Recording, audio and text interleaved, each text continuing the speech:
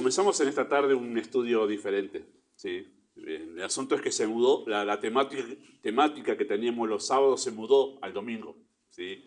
De una manera casi inesperada, se mudó al domingo y voy a seguir mañana. Y por los domingos que quedan de julio voy a seguir esa temática que empezamos la semana pasada. Me pareció que el Señor lo guió de una manera que yo no esperaba para enseñarlo los domingos, donde hay otras personas que no vienen los sábados. Y pareciera ser que por la respuesta que hubo después de la enseñanza, parece que el Señor la usó. Así que vamos a servir ese plato mañana y hoy vamos a tener otra comida. Y me parece que es un buen momento para poder compartir lo que se llama teología sistemática. Lo vamos a mencionar, vamos a dar una introducción a esta enseñanza. No es una predicación, sino que es un estudio, ¿sí? Y me parece que está bueno en el sentido de la enseñanza del sentir de Cristo crea mucha tensión, por lo menos desde el punto de vista del pastor. Es bastante desafiante y esta enseñanza va a relajar un poquito para no estar bajo mucha tensión, ¿sí? Y creo que va a ser bueno también porque es algo que hasta ahora no enseñé en la iglesia, ¿sí? Todavía no enseñé esto y vamos a empezar a verlo los sábados y esto espero despierte interés para empezar a buscar libros de teología sistemática que son muy necesarios para el crecimiento y la fe de los creyentes, ¿sí? Vamos a orar antes de empezar. Amado Padre Celestial, nosotros nos disponemos a estudiar tu palabra desde un aspecto que hasta ahora no hemos abordado en esta iglesia, por lo menos tu siervo no lo ha hecho, pero deseamos que pueda ser de bendición y pueda ser instructivo para edificar nuestra fe, poder mirar aspectos de la Escritura que hasta ahora no hemos considerado. Deseamos que tú lo uses para motivar en nuestros corazones el deseo, despertar en nosotros el deseo por conocer más de ti.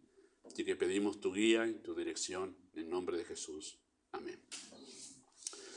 Bueno, doctrina sistemática, esa es nuestra materia que vamos a estar viendo algunos sábados. Y vamos a empezar nosotros respondiendo algunas preguntas en esta tarde, ¿sí? Preguntas que son necesarias para introducirnos en el tema, ¿sí? En primer lugar, ¿qué es doctrina? Si bien es una palabra que nosotros solemos escuchar mucho en el círculo de cristianos, todos hablamos de doctrina, sana doctrina, esta iglesia es de buena doctrina, esta iglesia es de mala doctrina. Bueno, es una palabra que solemos nosotros escuchar mucho, especialmente desde el púlpito, ¿no? Y además porque hay textos en la Escritura, en el Nuevo Testamento especialmente, donde esa palabra es utilizada en diferentes textos, ¿verdad? Y esa palabra doctrina que nosotros usamos mucho significa sencillamente esto, enseñanza e instrucción, ¿sí? Y a veces es traducido en los textos del Nuevo Testamento como doctrina en sí, o a veces es traducido como enseñanza. La enseñanza tal. Bueno, en el griego es la misma palabra que se utiliza para otros textos que se tradujo como doctrina.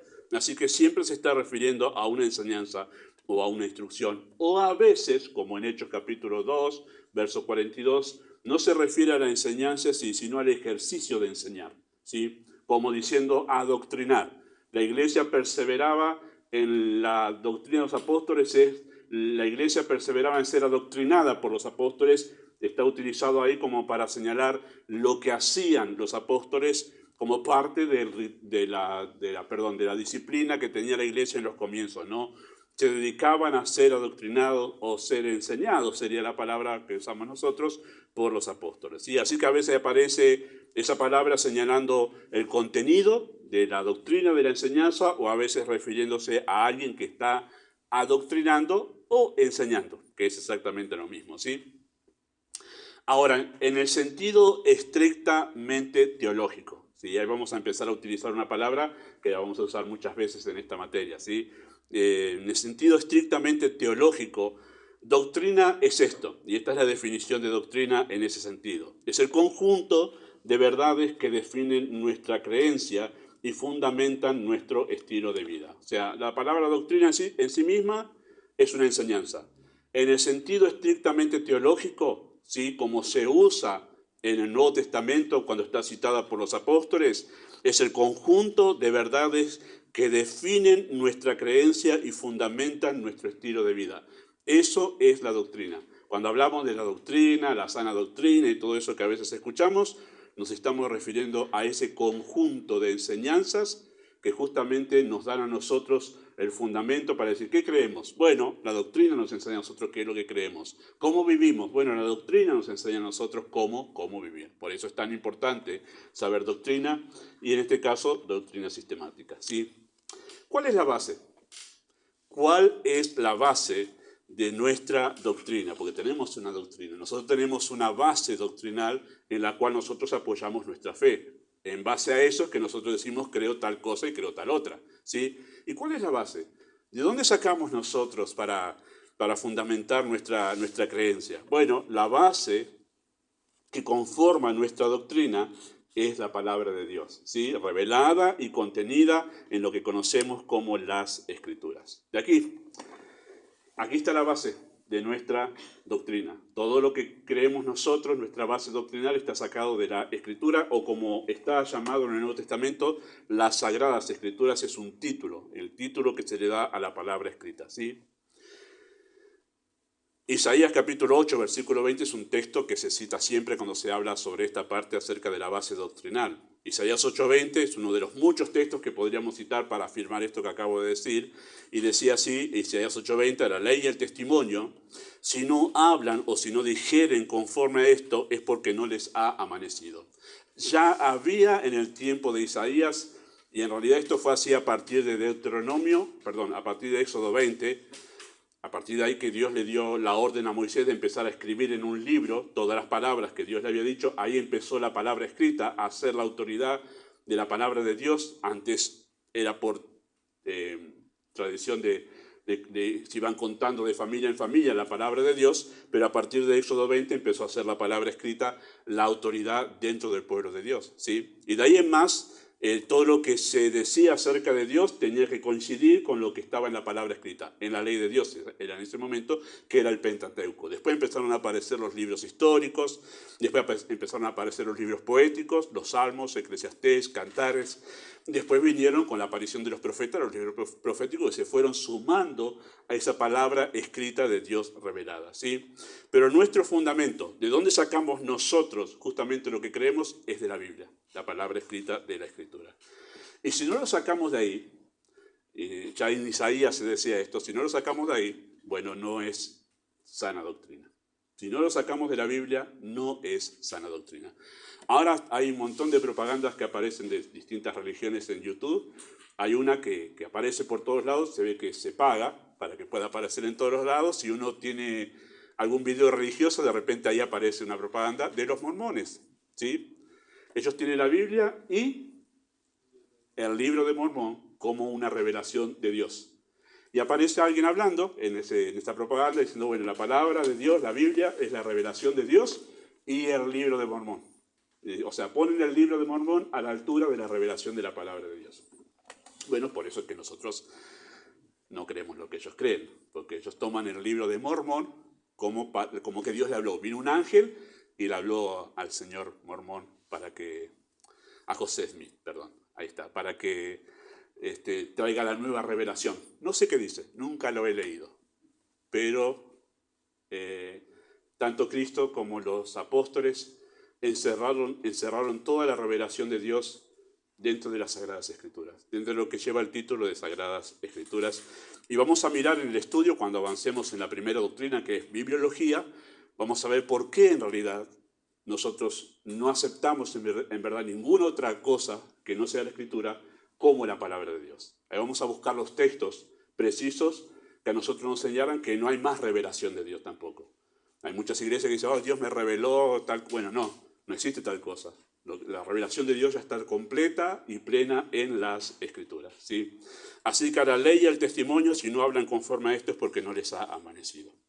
Y es interesante que la Reforma del siglo XVI, ¿sí?, tuvo como uno de sus lemas la expresión sola Escritura, ¿sí? Sola Escritura. ¿Qué significaba eso?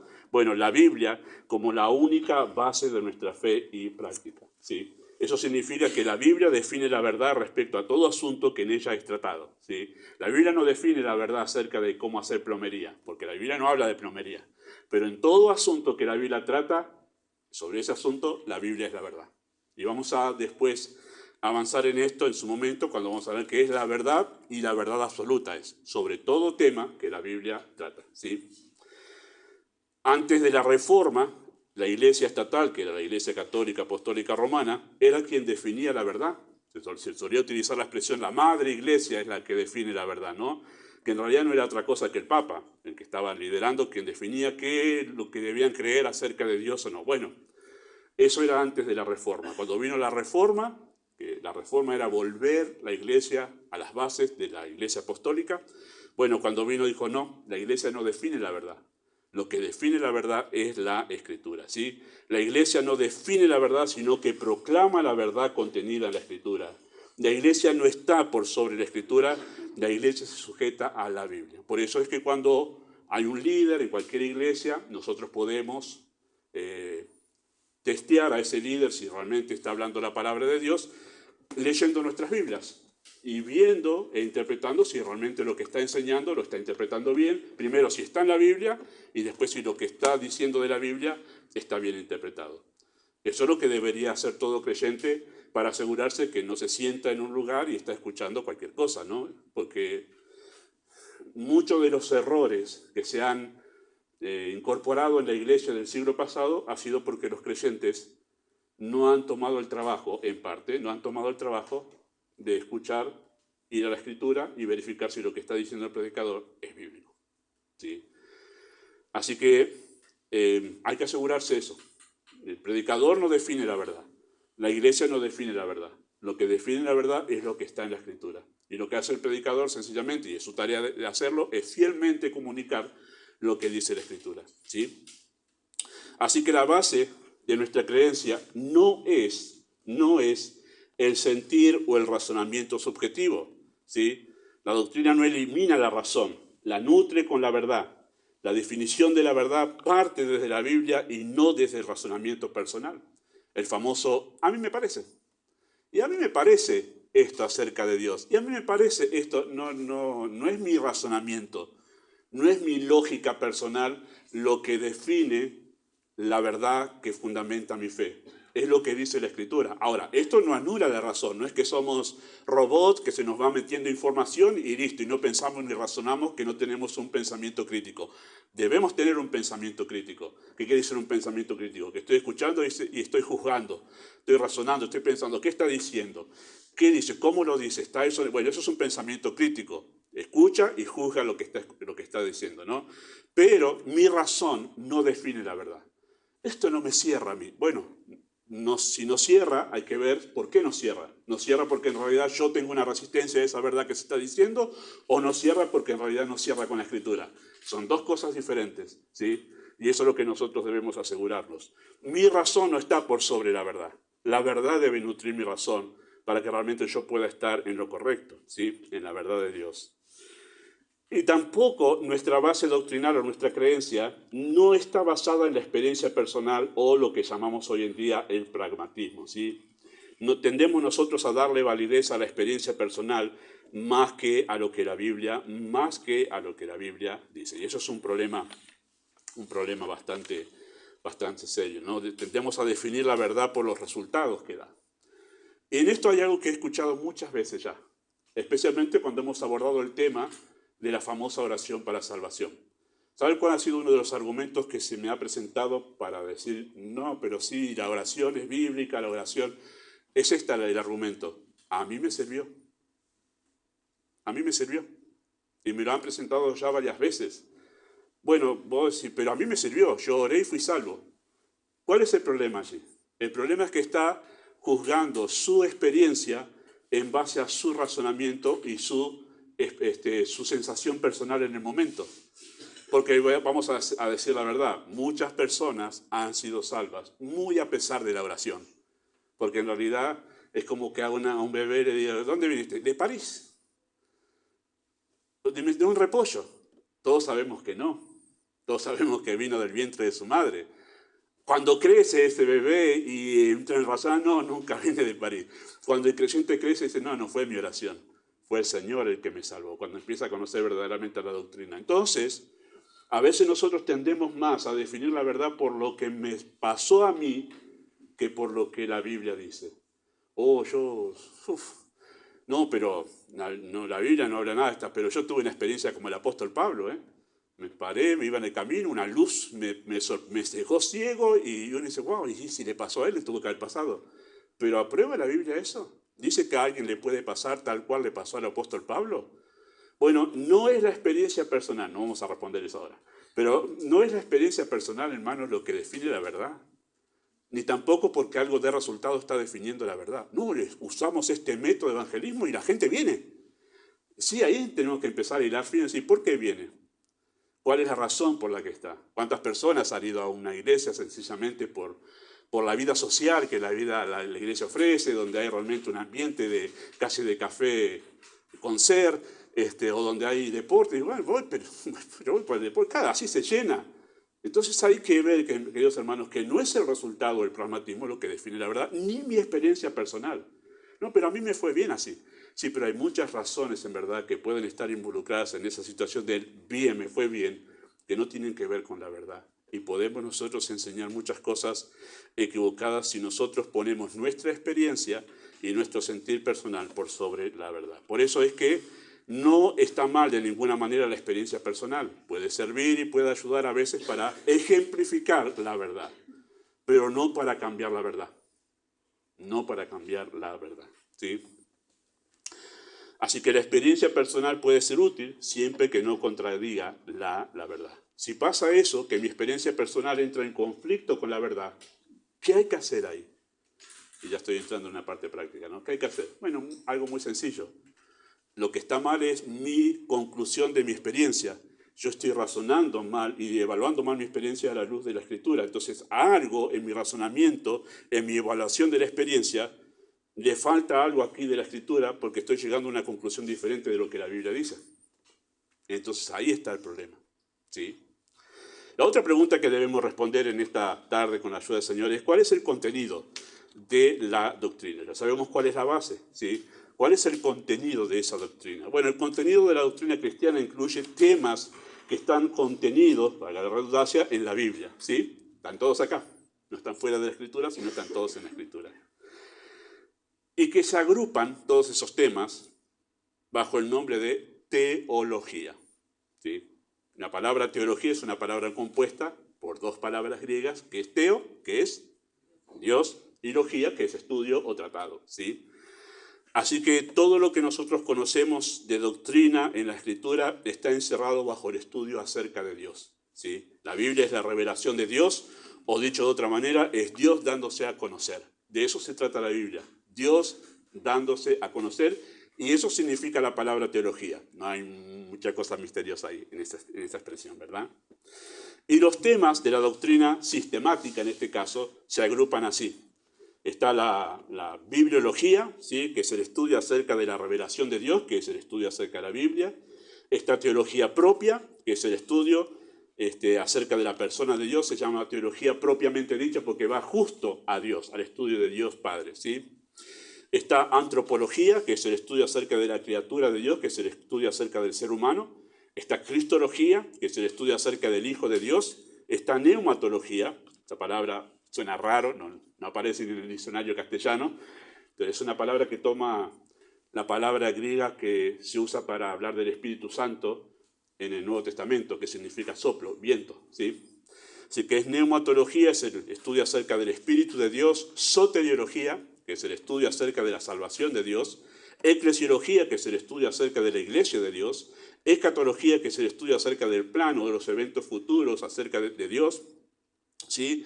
Angelología, que es el estudio acerca de los servidores de Dios, no hace falta aclaración, ¿no? Es el estudio de los ángeles que tenemos allí. Sí que son estos, todos los temas que usted va a encontrar en la Escritura que fundamentan nuestra creencia. Así que todos los asuntos que la Biblia enseña están incluidos dentro de estas categorías. Algunos hacen 8, algunos hacen 9, algunos hacen 10, y lo que simplemente hacen es dividir un poquito algunas de estas doctrinas un poco más. Por ejemplo, amartiología es la doctrina acerca del pecado, pero en nuestro estudio va a estar incluido en la parte de antropología, cuando hablemos del ser humano, cuando hablemos del hombre, ¿sí? Así que usted dice, ¿qué habla la Biblia? Estas cosas que están aquí nada más. Todo lo que habla la Biblia es para explicarnos esto acerca de Dios. Su persona, su revelación, sus criaturas, su Hijo, su Espíritu, su salvación, su iglesia, su plan de escatología, los servidores de Dios, todo eso está, todo lo que hay en la Biblia está dentro de esas temáticas. ¿Sí? Todo, de alguna manera u otra están relacionados con esto. ¿Sí? ¿Cuál es la importancia? ¿Cuál es la importancia de la doctrina? Bueno, en primer lugar, Cristo edifica su iglesia sobre la sana doctrina. Eso es Efesios capítulo 2, versículo 20 al 22. Creo que no lo tienen allí anotado, pueden buscarlo si quieren, si no yo se los leo. Pasaje conocido. Efesios 2, 20 al 22 dice de esta manera: edificado sobre el fundamento de los apóstoles y profetas, siendo la principal piedra del ángulo Jesucristo mismo, en quien todo el edificio, bien coordinado, va creciendo para ser un templo santo en el Señor, en quien vosotros también sois juntamente edificados para morada de Dios en el Espíritu. ¿Sí? Todo ese capítulo 2 de Efesios habla sobre la iglesia. ¿Sí? Toda la carta de Efesios está dedicada a la iglesia. Es el tema central. Y en ese pasaje tan revelador, donde se dice allí en Efesios 2 que Dios de los judíos y de los gentiles hizo un nuevo hombre, ese nuevo hombre que está en Efesios 2 es la iglesia, no habla de nosotros como nuevo, sino de la iglesia en sí, un nuevo hombre creado en Cristo Jesús. Es la iglesia, ahí se habla de iglesia como la familia de Dios, la nueva familia, sí, como el pueblo de Dios, pero también se habla como el edificio de Dios, el templo de Dios. Y dice que ese edificio tiene como fundamento el fundamento de los apóstoles y profetas. ¿Cuál es el fundamento de los apóstoles y profetas? La doctrina. La doctrina que en Hechos capítulo 2, verso 42, se dice que la iglesia crecía en la doctrina de los apóstoles. Ellos se encargaron de establecer cuáles son las enseñanzas que van a determinar nuestra fe. Eso fue la tarea apostólica.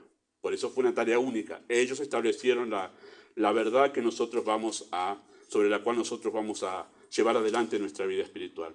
Y la principal piedra de enseñanza de esa doctrina es Jesucristo mismo, y todo el edificio crece, bien coordinado, va creciendo para ser un templo santo del Señor en base a la doctrina. Entonces, ¿por qué es importante la doctrina? Muy sencillo. Cristo edifica su iglesia sobre la sana doctrina, teniendo la sana doctrina como el fundamento. Así que la iglesia se sostiene sobre la sana doctrina. Si sacamos la sana doctrina de la iglesia se transforma en cualquier otra cosa. La iglesia se sostiene por la sana doctrina. Y lo que pasó en el siglo pasado al sacar la sana doctrina es que la iglesia se transformó en un montón de otras cosas, menos en la iglesia del Señor. En segundo lugar, la importancia de la doctrina la vemos nosotros porque la identidad de la iglesia está definida por la doctrina. Primera de Timoteo, capítulo 3, versículo 14 y 15, dice así de esta manera: esto te escribo aunque tengo la esperanza de ir pronto a verte, para que si tardo sepas cómo debes conducirte en la casa de Dios, que es la iglesia del Dios viviente, columna y baluarte de la verdad. ¿Sí? Este pasaje es sumamente importante en doctrina porque define a la iglesia. Define qué es la iglesia. La iglesia es la casa de Dios, ¿sí? Del Dios viviente, y el propósito de la iglesia es ser columna y baluarte de la verdad. Es la identidad de la iglesia. Así que si nosotros decimos, bueno, quiero buscar una iglesia, no quiero estar más en la iglesia de Lavallor, voy a buscar una iglesia, por las razones que sean. Bueno, si usted quiere buscar una iglesia donde usted quiere asegurarse que es la iglesia de Dios, la doctrina es lo principal que usted tiene que ver. La doctrina. Si la doctrina realmente si esa iglesia tiene como base de su forma de ser la doctrina. La sana doctrina, ¿sí? Es columna y baluarte de la verdad. Es la identidad de la iglesia, ¿sí? Así se define la iglesia del Señor. Una iglesia puede definirse como la iglesia de Dios por su doctrina, no por sus actividades, no por el impacto que pueda llegar a tener en la sociedad, ni tampoco por algún tipo de milagro que pueda llegar a realizar en sus reuniones. Nada de eso define a la iglesia. Nada de eso, ni siquiera el número de personas que tiene, nada de eso define a la iglesia. Lo que define a la iglesia de Dios, su característica principal, su identidad justamente está ligada a la sana doctrina, porque su propósito y razón de ser es ser columna y baluarte de la verdad. Y en tercer lugar, la importancia de la iglesia, de la doctrina, la vemos que es la marca distintiva de un ministro de Dios. Y ahí sí les invito a ustedes a ir a Primera de Timoteo. Primera de Timoteo es la marca distintiva de un ministro de Dios. Primera de Timoteo en sus Biblias, capítulo 1, versículo 3. Uso estos textos entre los muchos que podría yo utilizar, porque tanto Timoteo como Tito fueron cartas escritas justamente a pastores, a ministros. Y es interesante notar el énfasis que hay en esas dos cartas acerca de la sana doctrina. 1 Timoteo 1:3 dice así: cuando te rogué que te quedases, como te rogué que te quedases en Éfeso, cuando fui a Macedonia, para que mandases a algunos que no enseñen diferente doctrina. Note lo interesante que es y cuán importante es la doctrina. Pablo se fue, dejó a uno de sus mejores, o el mejor colaborador, podríamos decir, que él tenía, lo dejó en Éfeso, se desligó de él. ¿Por qué se desligó de él en ese momento? Lo dejó en Éfeso porque había algunos que estaban enseñando falsa doctrina. Y dice, te dejé para esto, para que mandes a algunos que no enseñen diferente doctrina. No tienen el movimiento que hace Pablo aquí, para simplemente mandarle, tenés que ocuparte de que acá, después son mencionados Himeneo y Fileto, ahí, que son los que enseñan falsa doctrina, a esos mandales que realmente no sigan enseñando falsa doctrina en la iglesia. Sí, diferente doctrina de la sana doctrina en la iglesia, ¿no? Interesante el acento de toda esta carta es eso, justamente recordarle a Timoteo cuál era la tarea que se le había encomendado. Capítulo 4, versículo 6 de esa misma carta. 1 Timoteo 4, 6, dice así de esta manera. Dice, si esto enseñas a los hermanos, serás buen ministro de Jesucristo, nutrido con las palabras de la fe y de la buena doctrina que has seguido. ¿Sí? Versículo 13 dice así de esta manera: entre tanto que voy, ocúpate en la lectura, la exhortación y la enseñanza, que esa palabra se tradujo enseñanza, pero en griego es la misma que doctrina. Ocúpate en la doctrina, en estas cosas. ¿Sí? Interesante lo que dice allí. Capítulo 6, versículo 1, dice, todos los que están bajo el yugo de esclavitud tengan a sus amos por dignos de todo honor, para que no sea blasfemado el nombre de Dios y la doctrina. La preocupación de Pablo de que estos que están trabajando no tengan una mala conducta, pero preocupado para que eso no cause un mal testimonio contra la doctrina del Evangelio. Interesante eso, ¿sí? Y capítulo 6, versículo 3 al 5, dice así, si alguno enseña otra cosa, no se conforma a las sanas palabras de nuestro Señor Jesucristo y a la doctrina que es conforme a la piedad, está envanecido, nada sabe, y delira acerca de cuestiones y contiendas de palabras de las cuales nacen envidias, pleitos, blasfemias, mala sospecha. Interesante, ¿no? Si no enseña sana doctrina, Pablo dice está envanecido. Tremendo, tremendo. Así que por más que una persona tenga carisma, diga cosas lindas desde el púlpito, por más que la persona diga cosas alentadoras, pero si no se conforma a la sana doctrina, Pablo le dice, esta persona está envanecida y empieza a enseñar cosas que después traen pleitos, contiendas dentro de la iglesia. ¿Sí? Interesante, no vamos a exponer esas cosas ahora. Segunda de Timoteo, capítulo 1, versículo 13, dice así de esta manera. Segunda de Timoteo 1:13, dice, retén la forma de las sanas palabras que de mí oíste en la fe, amor que es en Cristo Jesús. Las sanas palabras que Timoteo oyó de Pablo no es otra cosa que la sana doctrina, y a él le hace una encomienda de retener esas sanas palabras que había oído del apóstol Pablo. Capítulo 2, versículo 1, tú pues, hijo mío, esfuérzate en la gracia que es en Cristo Jesús. Lo que has oído de mí ante muchos testigos, esto encarga a hombres fieles que sean idóneos también para enseñar a otros. ¿Qué es lo que había oído de Pablo? La sana doctrina. Versículo 14 y 15, dice, segunda de Timoteo 2, 14 y 15, recuérdales esto, exhortándoles delante del Señor que no contiendan sobre palabras, lo cual para nada aprovecha, sino que es para perdición de los oyentes. Procura con diligencia presentarte a Dios aprobado como obrero que no tiene de qué avergonzarse, sino que usa bien la palabra de verdad. Interesante porque eso define a un obrero, que traza bien la palabra de verdad. Tremendo eso, ¿eh? Y dice así capítulo 3, versículo 10 de esta manera, capítulo 3, verso 10, pero tú has seguido mi doctrina, conducta, propósito, fe, longanimidad, amor y paciencia. Verso 14 dice así de esta manera, pero persiste tú en lo que has aprendido, te persuadiste sabiendo de quién has aprendido. Capítulo 4, versículo 1 al 5, te encarezco delante de Dios, del Señor Jesucristo, que juzgará a los vivos y a los muertos en su manifestación en su reino. ¿Qué cosa? Que prediques la palabra, que estés a tiempo y fuera de tiempo, redarguye, reprende, exhorta con toda paciencia y doctrina, porque vendrá tiempo cuando no sufrirán la sana doctrina, sino que teniendo comezón de oír se amontonarán maestros conforme a sus propias concupiscencias y apartarán de la verdad del oído, se volverán a las fábulas, pero tú sé sobrio en todo, soporta las aflicciones, haz obra de evangelista, cumple tu ministerio. ¿Cuál es su ministerio? Versículo 2. que prediques la palabra, que estés a tiempo y fuera de tiempo, redarguye, reprende, exhorta con toda paciencia y doctrina. Ese es un ministerio de evangelista, ¿sí? Y Tito capítulo 1, es un texto que estamos estudiando con los hombres en la reunión de hombres. Tito capítulo 1, verso 9, es una de las cualidades que debe tener el pastor, el ministro de Dios, además de todo lo demás que se dijo en los versículos anteriores. Debe ser retenedor de la palabra fiel, tal como ha sido enseñada, para que también pueda exhortar con sana enseñanza y convencer a los que contradicen, porque hay muchos contumaces, habladores de vanidades, engañadores, mayormente los de la circuncisión. Capítulo 2, versículo 1, pero tú habla lo que está de acuerdo con la sana doctrina. Y el versículo 10 de ese capítulo dice así, de esta manera: no defraudando, sino mostrándose fieles en todo, para que en todo adornen la doctrina de nuestro Dios y Salvador Jesucristo. No hay dudas que hay un énfasis en las cartas pastorales acerca de la sana doctrina.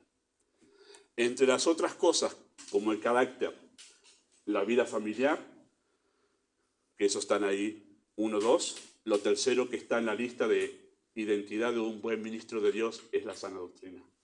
Predica la sana doctrina. Sin importar su carisma, y su elocuencia, lo que lo caracteriza justamente es el enseñar con fidelidad lo que Dios dejó en su palabra.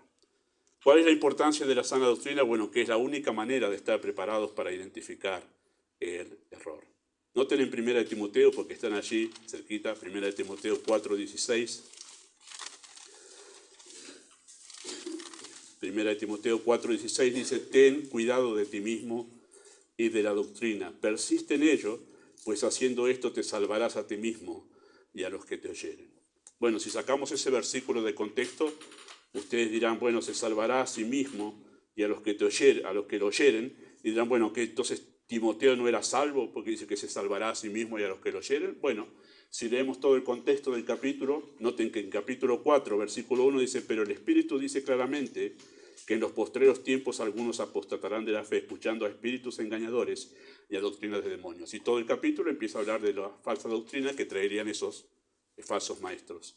Entonces, si vos te dedicás a enseñar la sana doctrina, te salvarás a ti mismo y a los que te oyeren. ¿De qué te salvarás? De no caer en el error. Así que no está hablando ahí de la salvación del alma, sino salvarse de no caer en un engaño, en un error. Entonces, si vos te dedicás a enseñar sana doctrina, no solo te vas a salvar a vos de estos engañadores que van a venir en los tiempos postreros, sino que vas a salvar a la iglesia de no caer en esos errores que van a venir en los tiempos postreros. Así que es la única manera, queridos hermanos, de estar preparados para identificar el error y no caer en el engaño de los falsos maestros. Así que en una iglesia es prioritario la sana doctrina, ¿sí? Especialmente doctrina sistemática. Bueno, ¿qué desafío nos propone esto? Finalizando esta introducción de doctrina sistemática. Bueno, entre las muchas cosas que podríamos decir, permítame decirles esto. Propone, en primer lugar, son dos cosas nomás: tiempo de verdadero estudio.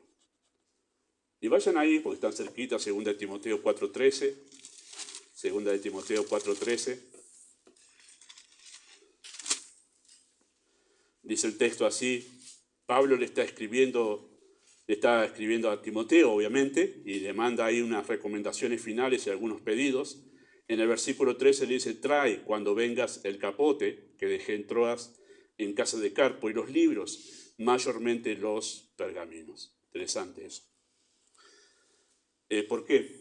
Porque Pablo está a punto de morir, está aquí escribiendo sus últimas palabras. Esta es una carta de despedida. Él mismo dice: el tiempo de mi partida está cercano, en los versículos anteriores. Ella sabe que está firmada su sentencia, el emperador ha decretado que sea decapitado, y ella sabe, está esperando unos días nomás para que esto suceda, ¿sí? Entonces él está escribiendo esto a Timoteo. Y pareciera ser como que tiene la esperanza de que antes de ser decapitado verlo a Timoteo. Estaba con esta esperanza, y dice que traiga entonces, entre esas cosas que le pidió, el capote, que es una capa grande, capote, ¿sí? Porque se venía el invierno, así que se ve que no tenía mucho abrigo Pablo. ¿Sí? Eso es toda una predicación ahí del pastor Spurgeon sobre esa palabra, ¿sí? Para hablar de cómo terminó Pablo su vida, empobrecido, porque no tenía un abrigo y tuvo que pedírselo a Timoteo, así que también terminó solo, porque no tenía nadie cerquita para pedirle que tirara un pullover. Así que terminó solo y pobre. Interesante. ¿Pero qué pidió él aparte de eso? Los pergaminos y los libros. Y los libros. Y de esa predicación que hizo Spurgeon sobre ese solo versículo, es tan preciosa esa predicación. El título de esa predicación es Pablo, el capote y los libros. Si ustedes quieren después buscarla, está en Google. Pero yo escogí un fragmento para hacernos notar algo que es muy importante en estos tiempos. Él dice así acerca de ese pedido de Pablo de los libros y los pergaminos. Dice, cuán censurados son por el apóstol. Él es inspirado, ¿no? Pablo es inspirado y sin embargo necesita libros. Ha estado predicando al menos por 30 años y sin embargo necesita libros. Tiene una experiencia más vasta que la mayoría de los hombres y sin embargo necesita libros. Había sido arrebatado al tercer cielo y había oído palabras inefables que no le es dado al hombre expresar. Sin embargo, necesita libros. Pablo había escrito la mayor parte del Nuevo Testamento y sin embargo necesita libros. El apóstol Pablo le dice a Timoteo, y así le dice a todo predicador, ocúpate en la lectura. El hombre que nunca lee no será leído nunca, y el que nunca cita nunca será citado. El que no quiere usar los pensamientos de los cerebros de otros hombres demuestra que no tiene cerebro propio. Lo que es válido en cuanto a los ministros se aplica a todo nuestro pueblo. Ustedes necesitan leer, renuncien a todo lo que quieran, a la literatura ligera, pero estudien todo lo que sea posible de sanas obras teológicas, especialmente de los escritores puritanos y exposiciones de la Biblia. Estamos muy persuadidos que la mejor manera de ocupar su tiempo libre, ya sea leer u orar, podrían obtener mucha instrucción de los libros que después podrían usar como una verdadera arma en el servicio de su Dios y Señor. Pablo clama, trae los libros, únanse a ese clamor, así está parte de esa predicación. Estamos muy acostumbrados, no está mal, sé que todos lo hacemos, yo lo hago también, de cortar y pegar algunas frases teológicas que aparecen por ahí, ¿no? Por toda la red de internet, ¿no? Frases teológicas de algún libro, como por ejemplo esto, yo corté un pedacito porque me gustó de esta predicación que la había leído hace mucho, la leí otra vez, la puse porque me parecía interesante. Y no está mal eso. Pero sí es un problema si basamos nuestra teología solo en frases teológicas sacadas de contexto, sin haber leído el libro. Yo creo que hoy en día el pueblo de Dios, muchos basan su teología en frases que ven puestas en posteos en internet. Son pocos los creyentes que se han leído todo un libro de teología. Todo un libro de teología. Y no es raro escuchar ese tipo de creyentes que se basa su teología en posteos de MacArthur o de cualquier otro. Pero wow, si lo dice MacArthur. Pero hay que leer. ¿En qué contexto lo dice? Lo que dice MacArthur está en la Biblia. Realmente es así. Lo que dice Spurgeon realmente es bíblico. Pero a veces nos prendemos porque, bueno, son populares. Pero nunca leemos un libro de teología. Nunca hemos profundizado en eso. Nunca nos hemos instruido en todo eso. ¿Sí? Y después vienen las carencias en la vida espiritual, porque esa es la única manera de poder nutrir nuestra vida espiritual de manera sensata y sabia. El mensaje de Dios nos fue dado en un lenguaje de palabras escritas. Están escritas, son palabras escritas. Si yo quiero saber qué Dios tiene para mi vida, yo tengo que leer. No hay otra manera. No hay manera de que yo pueda entender el mensaje de Dios si no leo. Es admirable las personas que han venido a Cristo sin saber leer, porque no han hecho la primaria. Y es precioso verles cómo aprendieron a leer solo para leer la Biblia, porque anhelaban poder saber qué dice Dios. ¿Qué dice Dios? Si queremos nosotros, porque de esto se trata la teología, conocer a Dios, la única manera que tenemos es dedicando tiempo a leer. No hay otra. Después vienen otras cosas detrás de eso, ¿eh? Después viene la obra del Espíritu, lo que el Espíritu usa, después viene todo lo demás de interpretación, pero no puedo yo decir que soy un intérprete y que tengo la verdad y que levanto la espada de la verdad si yo no leo. Interesante que el apóstol Pablo, estando a punto de morir, tráigame libros, amado a leer. Pero no porque era un hombre de literatura, porque el mensaje de Dios fue entregado en palabras Y la manera de nutrir mi alma es leyendo las Escrituras. Eso se ha perdido un montón. Por este incentivo de la Internet, de volvernos a nosotros más visuales, con tantos videitos cortitos, que es más fácil, la mente no trabaja tanto y me entretengo rápido, que concentrarme a leer, porque eso demanda un ejercicio mental y de razonamiento mucho más, donde debo despejarme de un montón de cosas para poder entender lo que dice el texto. Mucha gente dice, ay, no entiendo lo que dice. Muy probablemente estamos en una cultura donde muy probablemente el problema no sea que no entendés, sino que no te tomas el tiempo para tratar de entender. Ese es el problema. Los que han estudiado homilética conmigo ya saben que cuando empezaron a ver el texto de una manera gramatical, han descubierto en la Biblia algo muy diferente. Y eso es verdad. Han visto la Biblia de una manera diferente. Y el otro desafío que nos presenta esta verdad es ser coherentes con nuestro estilo de vida. Capítulo 6, lo leímos hace un momentito, de 1 de Timoteo, versículo 1 al 4, dice que, allí en el texto, versículo 3, si alguno enseña otra cosa y no se conforma a las sanas palabras de nuestro Señor Jesucristo y de la doctrina que es conforme a la piedad, está envanecido, nada sabe y delira acerca de cuestiones y contiendas de palabras que nacen envidias, pleitos, blasfemias y malas sospechas. Hay un montón de textos que podría citar para afirmar esta verdad. Santiago capítulo 3, por ejemplo, donde si la doctrina no va acompañada de una vida, hermanos, de una vida santa, la doctrina queda como un símbolo que rectiñe. Pablo lo dice en 1 de Corintios 13. Así que la doctrina no es una cuestión para adquirir conocimiento nada más, tiene que cambiar mi vida. Si la doctrina no está cambiando mi vida, algo yo estoy haciendo muy mal con la doctrina. Estoy estudiando mal doctrina. Pero mi vida debe ser cambiada. Y la doctrina lo que hace es eso. Cambia nuestra vida por completo. Y ese debería ser también nuestro desafío al abordar esta temática, por lo menos es la intención de este pastor. Muy bien, hasta aquí llegamos con la enseñanza de esta tarde sobre esta verdad, ¿sí?